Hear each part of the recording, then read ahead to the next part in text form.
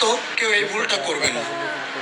যখন আপনি কোনো পজিশনে থাকবেন তখন কিছু মানুষ আপনাকে মনে করেন অনেক মিষ্টি মিষ্টি কথা বলবে, আপনাকে অনেক রকমের অফার দিবে, অনেক সুবিধা দিবে।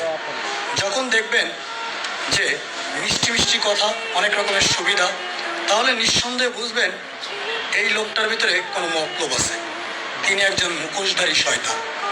একটা কথা কি জানেন, আপনি কোথাও কাজে যান বা কোথাও পাসপোর্ট লাগান, ভিসা লাগান, বা কারোর কাছে আপনি ঘুরতে যান বা কারোর সাথে আপনি বেড়াইতে যান, যেখানেই যান না কেন বিদেশের মাটিতে একটা কথা মনে রাখবেন, একজন বাঙালির ভালো কখনো দেখতে পারে না।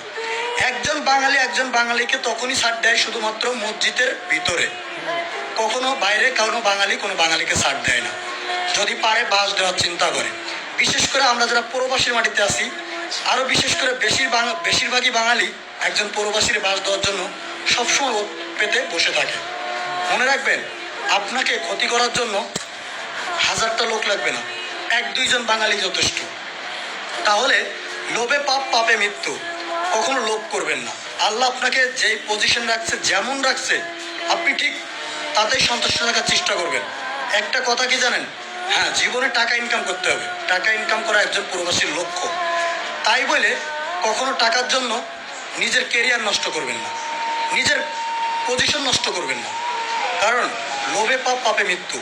আপনি যেই পজিশনে আছেন, এই পজিশনে আসার জন্য হাজারো মানুষ চেষ্টা করতেছে, কিন্তু সে আসতে পারতেছে না। হয়তো আল্লাহ আমাদেরকে কষ্টে রাখছে, হয়তো আল্লাহ আমাদেরকে বেশি একটা বেতন দিতেছে না, বা আমরা যে কোম্পানিতে কাজ করতেছি সেখানে আমরা ভালো নাই, কারণ কিছু কপালার কারণে, কিছু ম্যানেজারের কারণে, কিছু বসের কারণে। কারণ সবার কপালে সব ভালো কিছু হয় না। তা আল্লাহ আপনাকে যেমন রাখছে শুকরিয়া আদায় করার চেষ্টা করবেন। আরেকটা কথা কি জানেন, যারা মিষ্টি মিষ্টি কথা কয় আপনারা গাড় করে নিব, সেই মানুষগুলো একদিন দেখবেন আপনার উপরে জোর খাটাইব, সেই মানুষগুলো দেখবেন আপনার সব থেকে বড় ক্ষতি করবে। তখন আপনি নিজেও কল্পনার বাইরে চলে যাবেন যে এই মানুষটা আমার সাথে এমন করলো, আপনি সেটা ভাবতেও পারবেন না। তাহলে এই বিদেশের মাটিতে কখনো কাউকে সুযোগ দিবেন না, আপনি কখনো কাউকে সুযোগ দিবেন না। যদি আপনি কারোর কাছে ভিসা লাগাইতে যান, তাহলে আগে দেখবেন যে সে টাকার পাগল না সম্মানের পাগল। কারণ যারা টাকার পাগল হয় তারা কখনো সম্মানের চিন্তা করে না, তারা সবসময় চেষ্টা করে একজনকে কিভাবে দমায় রাখবে, একজনকে কিভাবে ক্ষতি করবে। আর যারা সম্মানের পাগল, তারা দেখবেন সে টাকার পাগল হয় না, তারা কাজ করে টাকা নেয়। আপনি যদি টাকা ইনকাম করার লক্ষ্য থাকে আপনার, ঠিক আছে, কিন্তু এমনভাবে ইনকাম করবেন না যে নিজের কোনো ক্ষতি হয়। টাকা ইনকাম করাটা বড় লক্ষ্য না, টিকে থাকাটা বড় লক্ষ্য। জীবনে একটা লক্ষ্য রাখবেন কি জানেন, আপনি যেই পজিশন যেভাবে আছেন, এই পজিশনটা আগে টিকায় রাখবেন।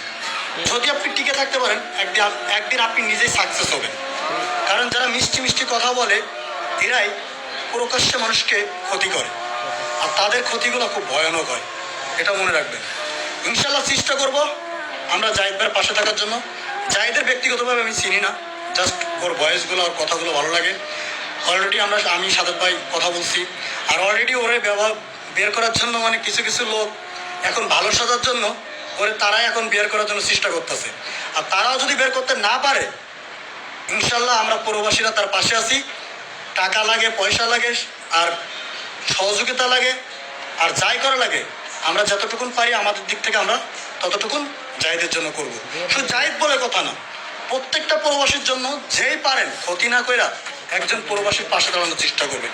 কারণ একজন প্রবাসী কিন্তু বিদেশে কোটিপতি হওয়ার স্বপ্ন দেখে না।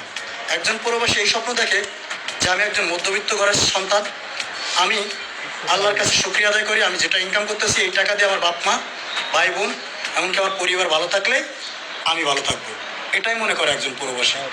হয়তো আপনি একজন প্রবাসীর ঠকায়া লাখ টাকা ইনকাম করতে পারবেন, কিন্তু আপনার ওই লাখ টাকা বেশি দিন থাকবে না, ওই লাখ টাকা বেশি দিন থাকবে না। কারণ একজন প্রবাসীর ঘাম ঝরানোর টাকা, আর আপনি তারে ফাঁকি দিয়ে ইনকাম করলেন, আপনি তার সাথে বাটপারি করে ইনকাম করলেন, আপনি তারে ঠকায় ইনকাম করলেন।